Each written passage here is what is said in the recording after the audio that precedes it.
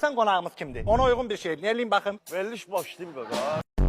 Vesnikayfda olan ev əşyası nədir? Vesnikayfda olan. Nədir? San xalça. Yasamalda qalır. Bu xalça yasamalda qalır.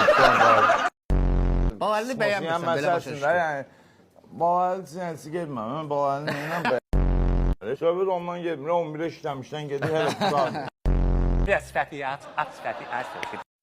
Günün qabağında at oynadı deyən adam harada işləyir? Zooparkda.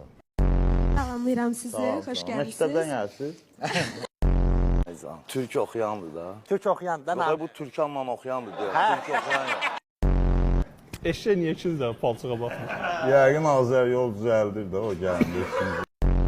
Mən də görürəm. Görürsən, Allah, hə, bir quruluna baxın. Deyəm bir dənə. Deyəm. Sən Baxın. açkilərin 10 il qabağı göstərir. Ay, Gördün qardaşım? Köynəvi giyin də qız.